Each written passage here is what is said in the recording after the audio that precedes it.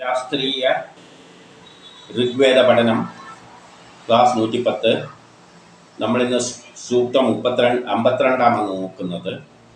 അതിലെ ദേവതയും ഇന്ദ്രനാണ്. ഇന്ദ്രൻ എന്ന് പറഞ്ഞാൽ നമ്മുടെ എല്ലാ കർമ്മങ്ങൾ ചെയ്യുമ്പോഴും അതിനെ ഏകോപിപ്പിക്കുന്ന ഒരു ശക്തി വിശേഷമാണ്. അപ്പോൾ അതിൽ ഒന്നാമത്തെ മന്ത്രത്തിൽ എന്താണ് പറയുന്നതെന്ന് നമുക്ക് നോക്കാം. ഋഗ്വേദം മണ്ഡലം 1 സൂക്തം 52-1. ഋഷി സേവ്യൻ, ദേവത ഇന്ദ്രൻ, ഛന്ദസ് തൃഷ്ടുപ്പ്. ത്വം സുമേഷം മഹയാസുർവിദം ശതം യസ്യ സുഭ്യഃ സാകം മീരതേ അത്യം ന വാചം ഹവനൈസ് യദം രഥമേന്ദ്രം വ വ്യത്യാസമവസേസു വൃത്തിഭിഃ. സ്വർഗപ്രാപ്തി നൽകുന്നവനായ ഇന്ദ്രനെ നല്ലവണ്ണം പൂജിക്കൂ. വേഗതയേറിയ അശ്വങ്ങളോടുകൂടിയ രഥത്തിൽ സ്തുതി ഗീതങ്ങളോടുകൂടി ഇന്ദ്രൻ വരുന്നു. അങ്ങനെ എത്തുന്ന ഇന്ദ്രനെ ഞാൻ നമസ്കാരപൂർവം സ്വാഗതം ചെയ്യുന്നു. ഈ ഇന്ദ്രൻ സ്വർഗത്തെ വ്യാപിപ്പിക്കുന്നവനാണ്. സ്വർഗം എന്ന് പറയുന്ന ഭൂമി, സ്വർഗം, പാതാളം. ഭൂമിക്ക് മുകളിലുള്ള നമ്മുടെ പരിധിക്ക് അപ്പുറമുള്ള എല്ലാ 7 ലോകങ്ങളുണ്ട്. ആ ലോകങ്ങളെല്ലാം പ്രപഞ്ചഘടനയായിട്ട് ബന്ധപ്പെട്ടതാണ്. ആ പ്രപഞ്ചഘടനയെ വ്യാപിപ്പിക്കുന്ന ഇന്ദ്രനെ പൂജിക്കൂ എന്ന് പറയുകയാണ്. ആ ഇന്ദ്രനാണ് പ്രപഞ്ചം ഉണ്ടാക്കിയത്. ആദ്യം ഒരു വലിയ ഗോളമായിട്ടായിരുന്നു തീർന്നിരുന്നത്. അതിനെ ബിഗ് ബാങ്കിലൂടെ പൊട്ടിച്ചിട്ട് 7 ലോകങ്ങളും 49 മരുത്തുക്കളായിട്ടെല്ലാം വിഭജിച്ചത് ഇന്ദ്രനാണ്. അപ്പോൾ പ്രപഞ്ച സൃഷ്ടിയിൽ പങ്കെടുത്ത ഇന്ദ്രനെ, ആ പ്രപഞ്ച സൃഷ്ടിയുടെ ഭാഗം തന്നെയാണ് നമ്മുടെ സൗരയൂഥ സിസ്റ്റം. അതിനെല്ലാം ഏർപ്പെടുത്തി നിർത്തിയതിന് പിന്നിലെ ആ ഇന്ദ്രനെ പൂജിക്കൂ. അദ്ദേഹം വേഗമേറിയ അശ്വത്തോടുകൂടി, അശ്വം എന്ന് പറഞ്ഞാൽ അത് ബലത്തിലൂടെയാണ് ഇതെല്ലാം സാധിക്കുന്നത്. അവയെ ആ വലിയ ബിഗ് ബാങ് പൊട്ടിത്തെറിക്കുന്നതിനെല്ലാം പിന്നിൽ ബലം പ്രയോഗിച്ചിട്ടാണ്. വേഗവാനായ ഇന്ദ്രൻ എന്ന് പറയാൻ കാരണം എന്താണെന്ന് വെച്ചാൽ ഇന്ദ്രൻ എത്താത്ത സ്ഥലമില്ല. ഏത് കറി, ഇപ്പം ചോറ് വെക്കുന്നുണ്ടെങ്കിൽ അവിടെ ഇന്ദ്രൻ വന്നിട്ടാണ് അതിനെ ചോറാക്കി മാറ്റുന്നത്. അപ്പോൾ ഈ ലോകത്തിൽ എവിടെ എന്ത് പ്രിപ്പയർ ചെയ്യുന്നുണ്ടെങ്കിൽ അവിടെ ഇന്ദ്രൻ എത്തും. അപ്പം വേഗവാനാണ്. സ്തുതിഗീതങ്ങളോടെ ഇന്ദ്രൻ വരുന്നു. അത് ശാസ്ത്രത്തിൻ്റെ സ്തുതിഗീതങ്ങൾ എന്ന് പറഞ്ഞാൽ ഇന്ദ്രനെ പറ്റിയുള്ള ശാസ്ത്ര തത്വങ്ങൾ. ആ ശാസ്ത്ര തത്വങ്ങളുടെ അടിസ്ഥാനത്തിൽ ഇന്ദ്രൻ വർക്ക് ചെയ്യുള്ളൂ.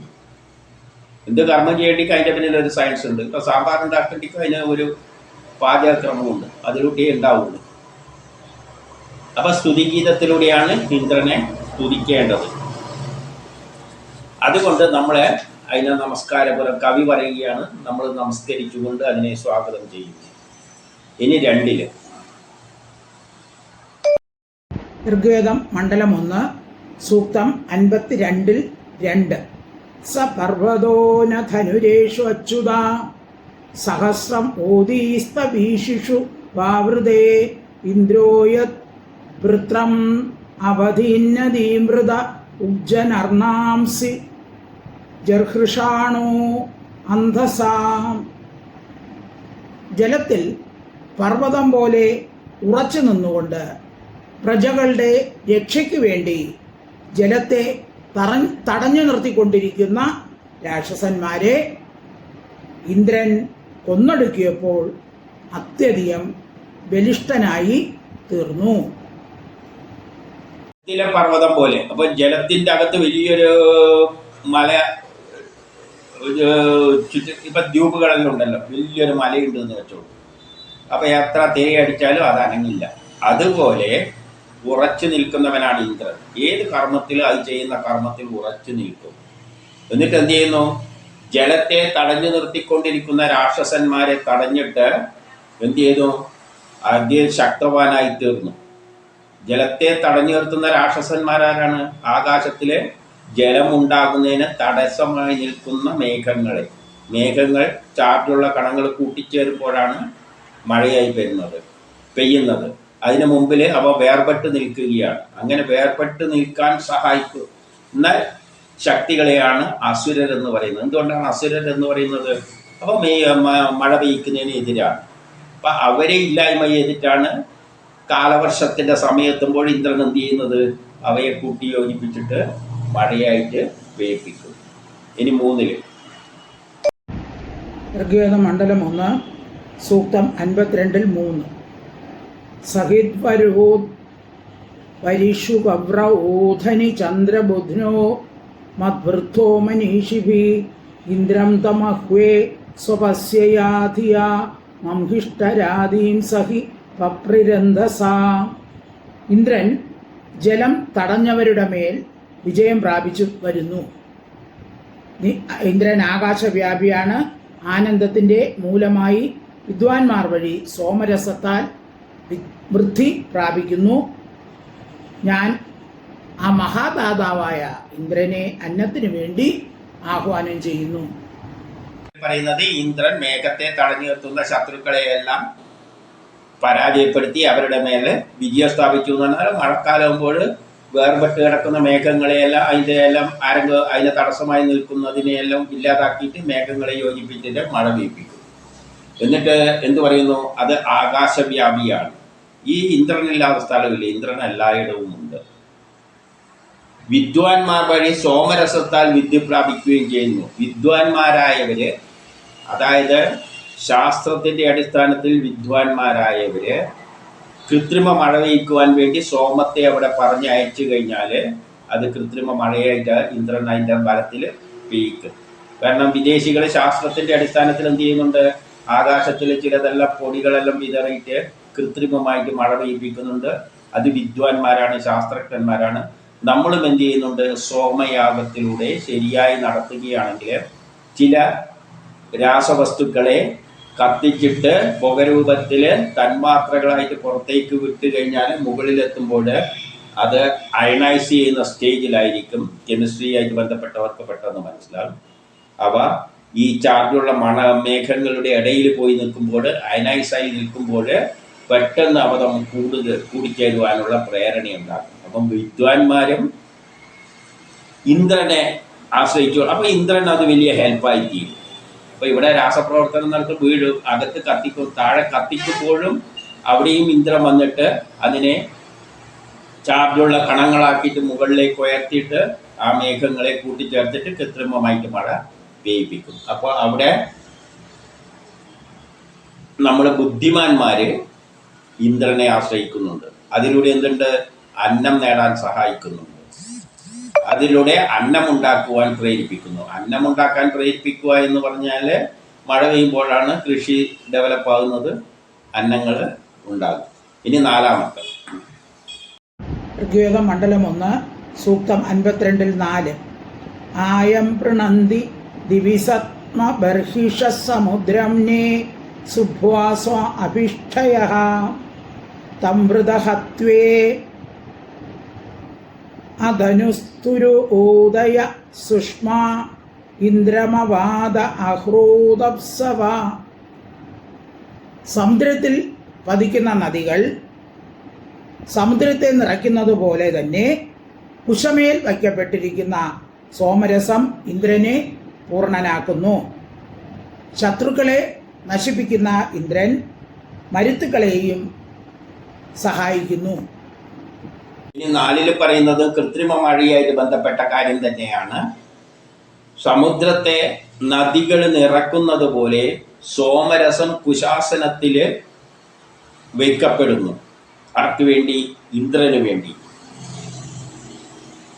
അത് ഇന്ദ്രനെ പൂർണ്ണനാക്കുന്നു. അപ്പം സോമരസം, നമ്മൾ കൃത്രിമ മഴയെ പെയ്യിക്കാനുള്ള വസ്തുക്കൾ സോമരസത്തിലൂടെ, ആ സോമരസം കുശാസനത്തിൽ വെക്കുമ്പോൾ അതെന്ത് പറ്റും? അത് അരിക്കുന്നതിനുള്ള ചില പ്രത്യേകതകളുണ്ട്. അത് എടുത്ത് കളക്ട് ചെയ്യണമെന്നുണ്ട്.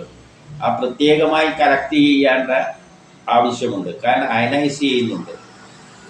അല്ലാതെ സെപ്പറേറ്റ് സൂക്ഷിച്ചിട്ടില്ലെങ്കിൽ അവ പിന്നെയും കൂടിച്ചേർന്ന് കളയും. അപ്പം സോമരസത്തെ ഒരു പ്രത്യേക രീതിയിൽ സംസ്കരിക്കുന്നുണ്ട്. എന്നിട്ട് പ്രത്യേകം കളക്ട് ചെയ്ത് വെക്കുന്നുണ്ട്. അവിടെ അതിനാണ് കുശാസനങ്ങൾ എന്നെല്ലാം പറയുന്നത്. എന്നിട്ടാണ് അത് അഗ്നിക്ക് ഹോമിച്ചിട്ട് ആകാശത്തിലേക്ക് തരംഗ രൂപത്തിലേക്ക് അയനൈസ്ഡ് ഫോമിലേക്ക് അയക്കുന്നത്. അപ്പോൾ അവിടെ വെച്ചിട്ട് എന്ത് ചെയ്യും? മേഘങ്ങളെ യോജിക്കാൻ തടസ്സമാക്കി നിർത്തുന്ന അസുരരെ നശിപ്പിച്ചിട്ട് എന്തു ചെയ്യും? മഴ പെയ്ക്കും. അതിന് ഏതും സഹായിക്കുന്നുണ്ട് എന്ന് പറയാണ്, മരുത്തുക്കളും സഹായിക്കുന്നുണ്ട്. അപ്പം മരുത്തുക്കളും അനുകൂലമായെങ്കിൽ മാത്രമേ മഴ പെയ്യുകയുള്ളൂ. മരുത്തുക്കൾ അനുകൂലമായി നിൽക്കുമ്പോഴാണ് മഴ കൂടുതൽ നാട്ടിൽ കിടക്കുന്നത്. മരുത്തുക്കൾ എന്താണെന്ന് പറഞ്ഞാൽ 49 മരുത്തുക്കൾ കൂടിയതാണ് ഈ പ്രപഞ്ചഘടനയായിട്ട് ബന്ധപ്പെട്ടതാണ്. അവയും ചലിക്കുകയാണ്. അപ്പോൾ അവ ചലിച്ച് അനുകൂലമായ സ്ഥലത്ത് വരുമ്പോൾ വേണം നമ്മൾ എന്ത് ചെയ്യാൻ? ഈ സോമയാഗം നടത്താൻ. സോമയാഗം നടത്തുമ്പോൾ അതിൽ നിന്ന് പുറപ്പെടുന്ന അയണൈസ്ഡ് രൂപത്തിലുള്ള കണങ്ങൾ, ചാർജ് പാർട്ടിക്കിൾസ് ഇന്ദ്രനന്ദിയ അന്തരീക്ഷത്തിലെത്തിയിട്ട് മേഘത്തിലെ യോജിക്കുന്നതിന് തടസ്സം നിൽക്കുന്ന അസുരരെ കൊന്നിട്ട് മഴയായി വർഷിക്കും. ഇനി 5 ഋഗ്വേദ മണ്ഡലം 1 സൂക്തം 52 5.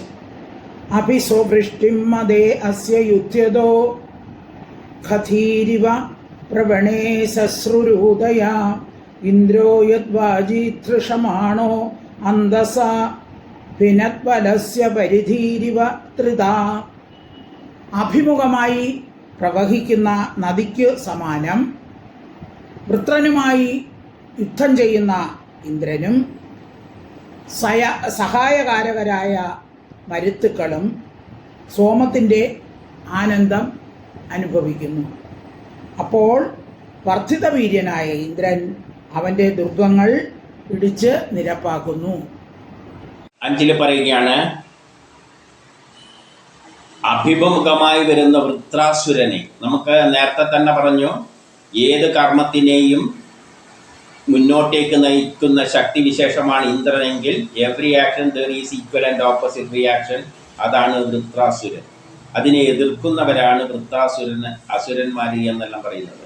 അപ്പോൾ അവിടെ മേഘങ്ങളുടെ സ്ഥലത്ത് അവ പരസ്പരം ഏറ്റുമുട്ടുകയാണ്. പരസ്പരം ഏറ്റുമുട്ടുമ്പോഴാണ് വിജയമുണ്ടായിട്ട് ചാർജുള്ള കണങ്ങളെ തമ്മിൽ യോജിപ്പിക്കുന്നത്, ചാർജുള്ള മേഘങ്ങളെ തമ്മിൽ യോജിപ്പിക്കുന്നത്. അപ്പം വൃത്രാസുരൻ അവിടെ നശിക്കും. അതിനെ ആരും സഹായിക്കുന്നു എന്ന് പറയുന്നു? മരുത്തുക്കളും സഹായിക്കുന്നു, സോമവും സഹായിക്കുന്നു. സോമം എന്ന് പറഞ്ഞാൽ നമ്മൾ സോമയാഗത്തിലൂടെ ആ കണങ്ങളെ, ചാർജുള്ള കണങ്ങളെ അന്തരീക്ഷത്തിലേക്ക് വിട്ട് കഴിഞ്ഞാൽ ആ ചാർജുള്ള കണങ്ങൾ ഈ ചാർജുള്ള മേഘങ്ങളുടെ ഇടക്ക് പോയി നിൽക്കും. അപ്പോൾ അതിൻ്റെ സഹായത്താലും മരുത്തുക്കൾ അനുകൂലമായി നിൽക്കുമ്പോൾ, അനുകൂലമായ കാലാവസ്ഥയിൽ വേണം ഇത് നടത്താൻ, സോമയാഗമല്ലോ. അപ്പോൾ അതും ഇന്ദ്രനും കൂടിയിട്ട് എന്ത് ചെയ്യും? വൃത്രാസുരനെ, അതിനെ എതിർക്കുന്ന വൃത്രാസുരനെ നശിപ്പിച്ചിട്ട് എന്ത് ചെയ്യുന്ന അവൻ്റെ ദുർഗങ്ങളെല്ലാം തകർക്കും. അപ്പോഴാണ് മഴയായിട്ട് പെയ്യുന്നത്. പിന്നെ 6 ഋഗ്വേദ മണ്ഡലം 1 സൂക്തം 52 6. പരീം പൃണാചരതി തിത്തിഷേ ശവോപവൃത്വീ രജസോ ബുധ്നം ആശയത് വൃത്രസ്വയത് പ്രവണേ ദുർഗൃഭി ശനോ നിജഖന്ന ഹന്യോർ ഇന്ദ്ര തന്വതും. ഇന്ദ്രൻ അത്യധികം തേജസ്വിയാണ്. ശക്തിയാൽ ഉത്തേജിതനായ ഇന്ദ്രൻ വൃത്രൻ്റെ താടിയെല്ലിനു താഴെ വജ്രം പ്രയോഗിച്ചു. ഇന്ദ്രനോട് പറയുകയാണ്, നീ അധികം തേജസ്വിയാകുന്നു. ഇന്ദ്രനോട് പറയുകയാണ്, നീ അത്യധികം തേജസ്വിയാകുന്നു. നീ വൃത്രാസുരൻ്റെ താടിക്ക് നേരെ, എല്ലിന് നേരെ വജ്രം പ്രയോഗിക്കുന്നു. വൃത്രാസുരൻ്റെ താടിയെല്ല് എന്നെല്ലാം പറയുന്നത് ആറ്റങ്ങൾ ഓർബിറ്റുമായിട്ട് കൂടിച്ചേരുമ്പോൾ ഏകദേശം ഇങ്ങനെയാണ് നിൽക്കുക. ഓർബിറ്റ് നേരെ വട്ടമല്ല, ഒരു താടി. അപ്പോൾ ഇത് തമ്മിലുള്ളതാണ് യോജിക്കുന്നത്. 2 ആറ്റങ്ങൾ കൂടിച്ച H2O എന്ന് പറയുന്നത് ഹൈഡ്രജനും ഓക്സിജനും പിന്നെ വേറൊരു ഹൈഡ്രജനുമായിട്ട് ഇങ്ങനെ കൂടിച്ചേരുന്നതാണ്. ഈ പോയിന്റിനാണ് താടി എന്ന് ഉദ്ദേശിക്കുന്നത്. അപ്പോൾ അവിടെ വെച്ചിട്ട് എന്ത് ചെയ്യുന്നുണ്ട്? ചില ആറ്റങ്ങളെ പൊട്ടിക്കുന്നുണ്ട്, കൂട്ടി വേറൊരു തരത്തിൽ യോജിപ്പിക്കുന്നുണ്ട്. ഇവിടെ നിന്ന് പോകുന്ന, ഭൂമിയിൽ നിന്ന് സോമയാഗത്തിലൂടെ അയക്കുന്ന തന്മാത്രകളും അത് ചാർജ് കണങ്ങളായിട്ടാണ്. അവയെല്ലാം പൊട്ടിച്ച് യോജിപ്പിക്കുന്ന പ്രവൃത്തി ഇന്ദ്രനാണ് ചെയ്യുന്നത്. അപ്പോൾ ആ ഓർബിറ്റുകളാണ് താഴെ ഓർബിറ്റുകൾ ഏകദേശം താടി രൂപത്തിലാണുള്ളത്. അതുകൊണ്ടാണ് ഇന്ദ്രൻ എന്ത് ചെയ്യുന്നു, വൃത്താസുരന്റെ താടിക്കടിച്ചിട്ട് അവനെ ഇല്ലായ്മ ചെയ്യുന്നു. ഇനി 7 ഋഗ്വേദം മണ്ഡലം 1 സൂക്തം 52-7. ഹൃദം നഹി ത്വാ നന്യുർ ഉർഷന്തു ഊർമയോ ബ്രഹ്മാണി ഇന്ദ്ര തവ യാനി വർധന തുഷ്ടാ ചിത്തേ യുജ്യം വാവൃതേശവ തദക്ഷ വജ്രം അഭിഭൂത്യോജസം. പ്രവഹിക്കുന്ന ജലം ജലാശയത്തെ പ്രാപിക്കുന്ന പോലെ ഈ സ്തോത്രം നിന്നെ പ്രാപിക്കുന്നു. തുഷ്ടാവ് ഇന്ദ്രന്റെ ശക്തി വർദ്ധിപ്പിക്കുകയും വിജയശക്തിയോടുകൂടി വജ്രായുധത്തെ നിർമ്മിക്കുകയും ചെയ്യുന്നു. ഇവിടെ പറയുന്നത് പ്രവഹിക്കുന്ന ജലം ജലാശയത്തെ പ്രാപിക്കുന്ന പോലെ, ഈ നദികളെല്ലാം ഒഴുകിയിട്ട് ജലാശയത്തിലേക്ക് പോകുന്നത് പോലെ നമ്മൾ സ്തോത്രങ്ങൾ നിന്റെ നേരെ പ്രയോഗിക്കുന്നു, ഇന്ദ്രന്റെ നേരെ. സ്തോത്രങ്ങൾ എന്ന് പറഞ്ഞാൽ ശാസ്ത്രത്തിന്റെ അടിസ്ഥാനത്തിൽ നമ്മൾ മഴ പെയ്യിപ്പിക്കുവാൻ ശ്രമിക്കണം. സോമയാഗത്തില് ശാസ്ത്രത്തിന്റെ അടിസ്ഥാനത്തിലാണ് സോമരസത്തെ ചാർജുള്ള കണങ്ങളായിട്ട് മുകളിലേക്ക് അയക്കുന്നത്. മുകളിലും അവിടെ വെച്ച് രാസപ്രവർത്തനം തന്നെയാണ് നടക്കുന്നത്. അപ്പൊ അതിന് യോജിച്ച ആധുനിക സയൻസിലൂടെയും ചില പൊടികളും കണങ്ങളും എല്ലാം അവിടെ വിതറുന്നത്. അത് മഴ പെയ്യ്ക്കുവാൻ ഈ ചാർജുള്ള മേഘങ്ങളെ യോജിപ്പിക്കുവാൻ സഹായിക്കും.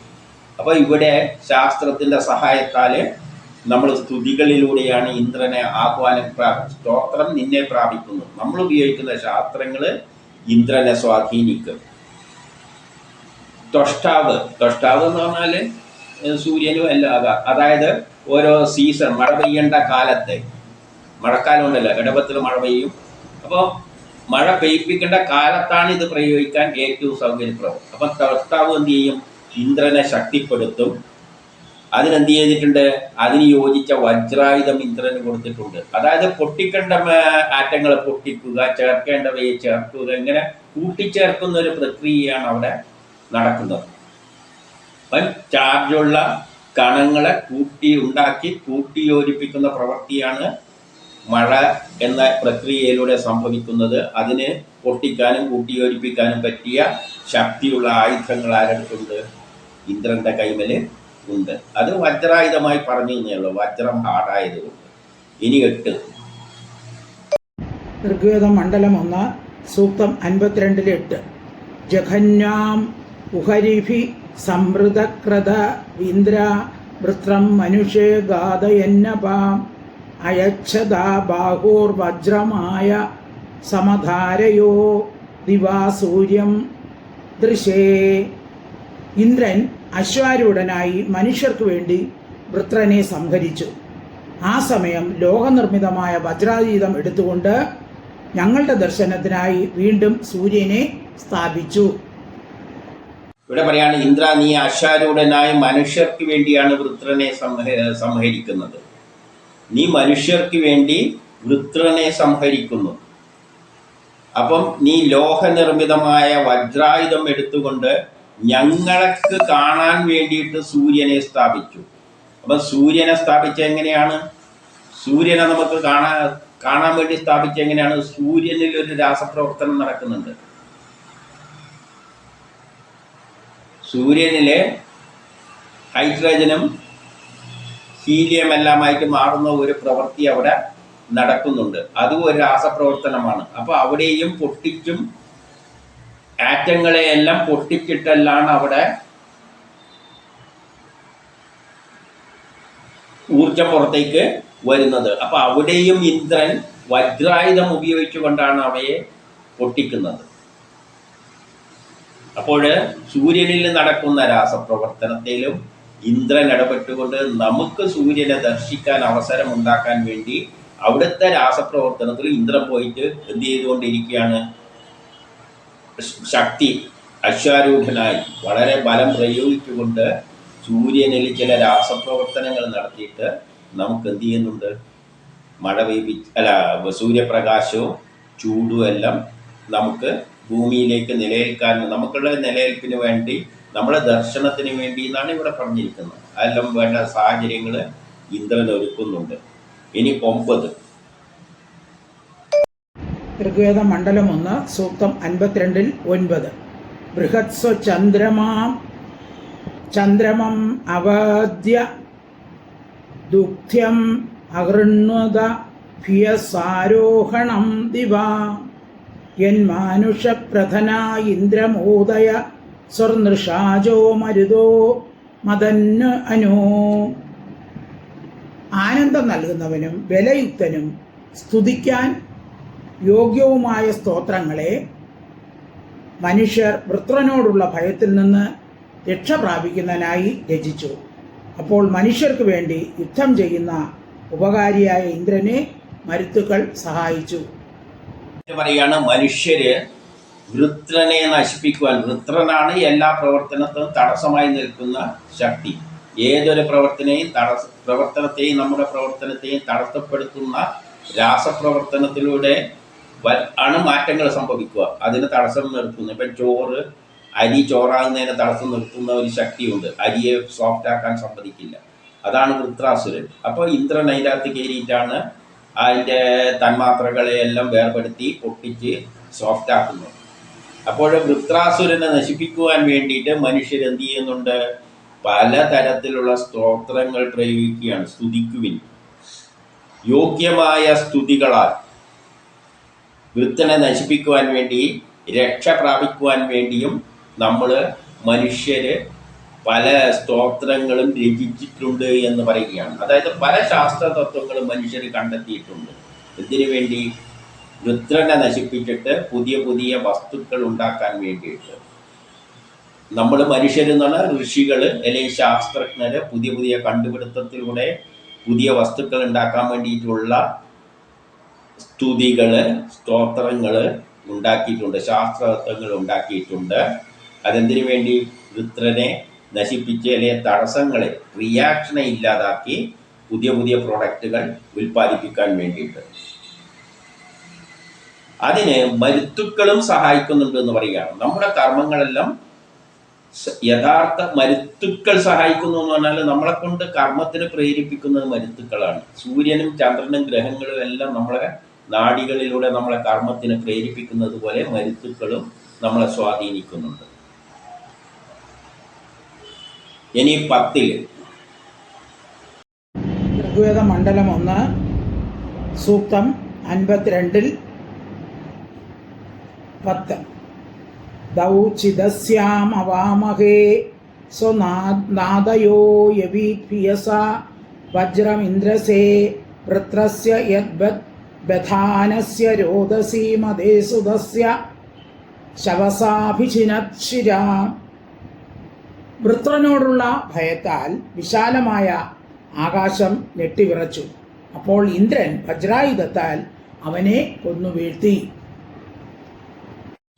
വൃത്രനോടുള്ള ഭയത്താല് ആകാശം വെട്ടിവിറച്ചു എന്ന് പറയുകയാണ്. ആകാശം വെട്ടിവിറക്കുന്ന എപ്പോഴാണ്? ഇടിമിന്നൽ ഉണ്ടാകുമ്പോൾ. എപ്പോഴാണ്? മഴക്ക് മുന്നോടിയായിട്ട്.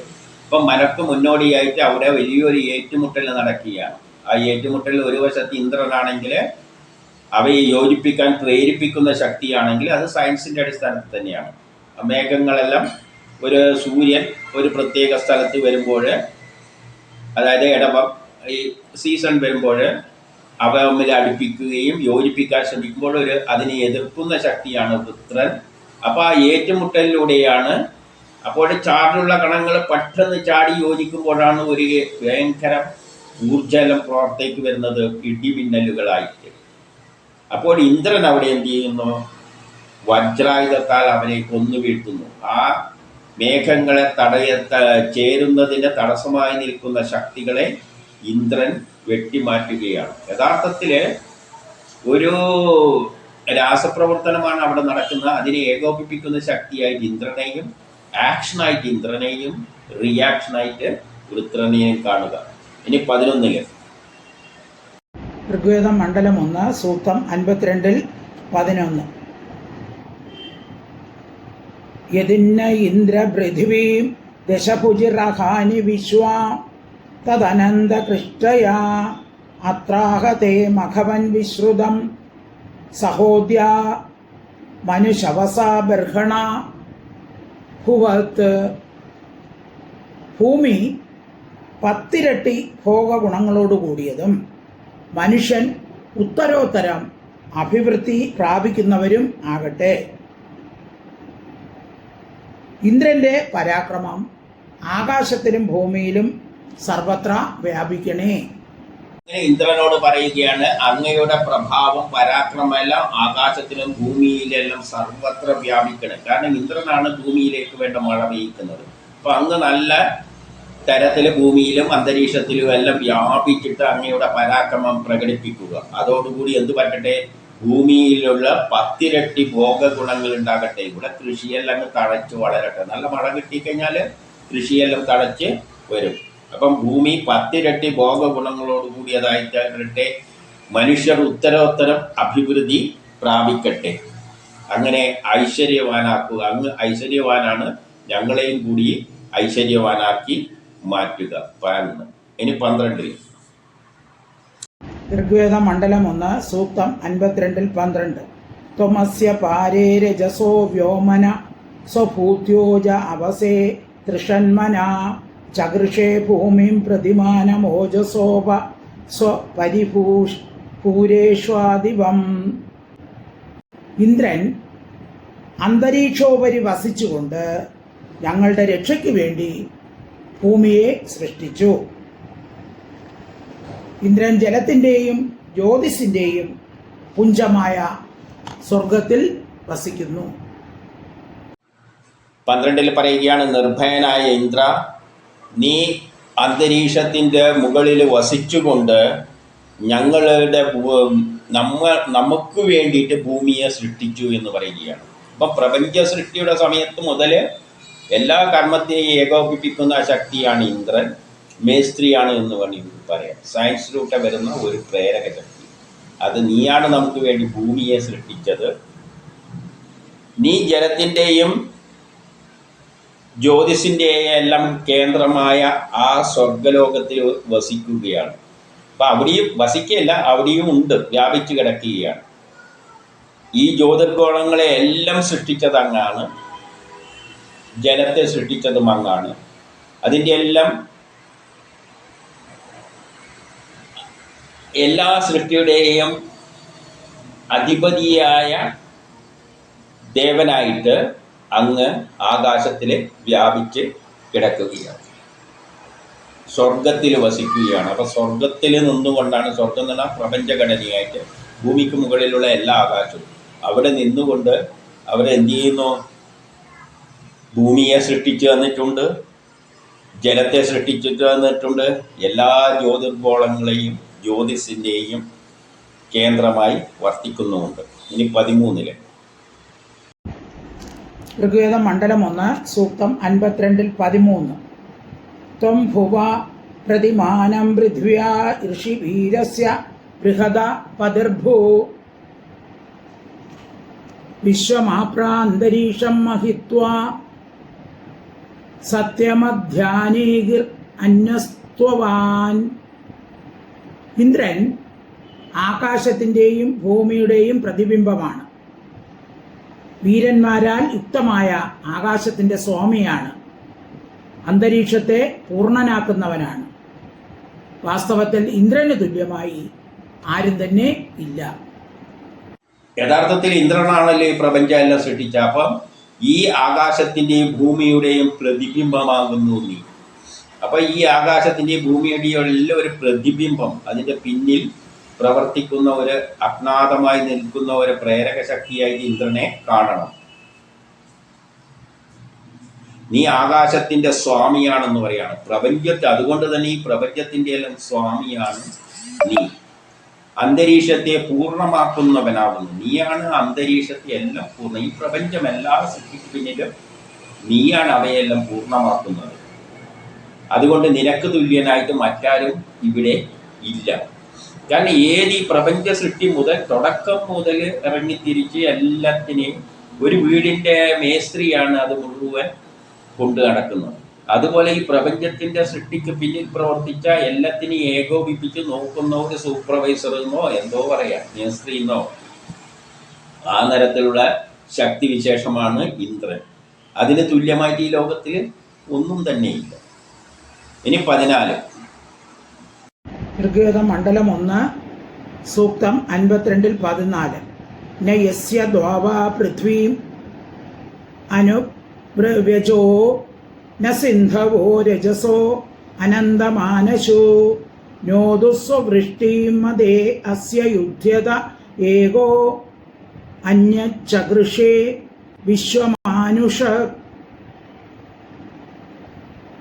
യാതൊരു ഇന്ദ്രന്റെ തുലനം ആകാശത്തിനും ഭൂമിക്കും ചെയ്യാൻ സാധിക്കാതിരിക്കുന്നുവോ, അന്തരീക്ഷത്തിലെ ജലത്തിന് ഏതൊരുത്തൻ്റെ സീമയെ പ്രാപിക്കാൻ കഴിയാതിരിക്കുന്നുവോ, വൃത്രനുമായി യുദ്ധം ചെയ്യുന്ന യാതൊരുത്തനെ തുലനം ചെയ്യാൻ സാധിക്കാതിരിക്കുന്നുവോ, അങ്ങനെയുള്ള ഇന്ദ്രന് അധീനരാണ് എല്ലാ ജീവജാലങ്ങളും. പറയുന്നതെന്ന് വെച്ചാൽ ആകാശത്തിലും ഭൂമിയിലും നിനക്ക് തുല്യമായിട്ട്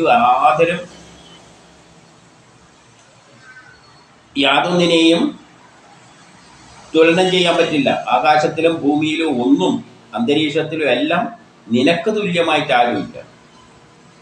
അന്തരീക്ഷത്തിന് ജലത്തിന് ഒരു പരിധി കേട്ടിട്ട് അങ്ങോട്ടേക്ക്, മേഘങ്ങൾക്കൊന്നും ഒരു പരിധി കേട്ട് അങ്ങോട്ട് പോകാൻ പറ്റില്ല.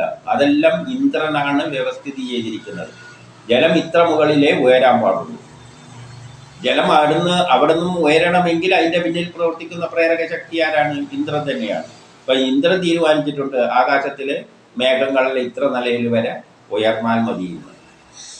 വൃത്രനുമായി യുദ്ധം ചെയ്യുമ്പോൾ ആ വൃത്രനുമായിട്ട് യുദ്ധം ചെയ്ത് അവയെ തോൽപ്പിക്കുവാൻ കഴിയുന്ന വേറൊരു ശക്തി നിന്നോട് താരതമ്യം ചെയ്യുവാൻ ഇല്ല. വൃത്രൻ എന്ന് പറഞ്ഞാൽ every action there is equal and opposite reaction. ആ റിയാക്ഷനെയാണ് വൃത്രനായിട്ട് കാണേണ്ടത്. അപ്പോൾ അതിനെ തോൽപ്പിക്കുന്നത് എന്താണ്? ആക്ഷൻ തന്നെയാണ്. അതാണ് ഇന്ദ്രൻ. അപ്പം വൃത്രനെ തോൽപ്പിക്കാൻ കഴിയുന്ന വേറൊരു ശക്തി ഈ ലോകത്തിൽ ഇല്ല. അതുകൊണ്ട് തന്നെ ഈ ഭൂമിയിലുള്ള എല്ലാ ജീവജാലങ്ങളും അങ്ങയുടെ അധീനതയിലാണ്. ഇനി 15. ഋഗ്വേദം മണ്ഡലം 1 സൂക്തം 52-15. ആർച്ചൻ അത്ര മരുത സസ്മിൻ ആജൗ വിശ്വേ ദേവാസോ അമദന്നനു ത്വാ വൃത്രസ്യ യത് വൃഷ്ടിമതാ വധേന നി ത്വം പ്രത്വാനം ജഗന്ധ. യുദ്ധത്തിൽ മരുത്തുക്കൾ ഇന്ദ്രനെ സ്തുതിക്കുകയും എല്ലാ ദേവതകളും സന്തോഷിക്കുകയും ചെയ്തു. അപ്പോൾ ഇന്ദ്രൻ വൃത്രന്റെ മുഖത്ത് വജ്രം കൊണ്ട് പ്രഹരിച്ചു. ഇന്ദ്രനോട് പറയുകയാണ്, മരുത്തുക്കളെല്ലാം നിന്നെ സ്തുതിക്കുകയാണ്. ഈ ലോകത്തിലുള്ള എല്ലാ മരുത്തുക്കളും നിന്നെ സ്തുതിക്കുകയാണ്. കാരണം എന്തുകൊണ്ട്? ഈ മരുത്തുക്കളെ എല്ലാം സൃഷ്ടിച്ചത് ഇന്ദ്രനാണ്. ഈ പ്രപഞ്ചത്തിൽ എന്തെല്ലാം സൃഷ്ടിക്കുന്നുണ്ടോ അതിൻ്റെ പിന്നിലല്ല ഇന്ദ്രനാണ്. ചോറുണ്ടാക്കുന്നതിൻ്റെ പിന്നിൽ ഇന്ദ്രനാണ്. നമ്മൾ അരിയും വെള്ളമേ കൊടുക്കുന്നുള്ളൂ. ഒരു സയൻസിൻ്റെ അടിസ്ഥാനത്തിൽ നല്ല സുന്ദരമായ ചോറാക്കി മാറ്റുന്നത് ഇന്ദ്രനാണ്. അതിൻ്റെ അകത്തൊരു രാസപ്രവർത്തനം നടക്കും. അപ്പോൾ ഈ പ്രപഞ്ചം സൃഷ്ടിക്കുന്നതിൻ്റെ പിന്നിലെല്ലാം ഉള്ള ശക്തി വിശേഷം ഇന്ദ്രനാണ്. അപ്പോൾ ആദ്യം ഉണ്ടാക്കിയ എന്താണ്? പ്രപഞ്ചമാണ്. പ്രപഞ്ചം എന്ന് പറഞ്ഞാൽ 49 മരുത്തുക്കൾ കൂടിയതാണ്. അപ്പം മരുത്തുക്കളെയെല്ലാം എന്ത് ചെയ്യുന്നു? നിന്നെ സ്തുതിക്കുന്നു. എല്ലാ ദേവതകളും നിന്നെ സ്തുതിക്കുന്നു. അപ്പോഴാണ് ആ സ്തുതി ഏൽക്കുമ്പോഴാണ്, അതായത് ശാസ്ത്രത്തിൻ്റെ അടിസ്ഥാനത്തിൽ നിന്നെ സമീപിക്കുമ്പോഴാണ് നീ എന്ത് ചെയ്യുന്നത്? വൃത്രാസുരനെ, അതായത് റിയാക്ഷനെ, every action there is equal and opposite reaction, ആ റിയാക്ഷനെ തോൽപ്പിച്ചുകൊണ്ട് നീ വൃത്രൻ്റെ മേലെ വിജയം നേടുന്നത്. അതിനായിട്ട് നീ നിന്റെ വജ്രായുധം എപ്പോൾ വൃത്രൻ്റെ നേരെ പ്രയോഗിക്കുക. എപ്പോൾ? ശാസ്ത്രത്തിൻ്റെ അടിസ്ഥാനത്തിൽ ഇന്ദ്രനെ സമീപിക്കുമ്പോൾ.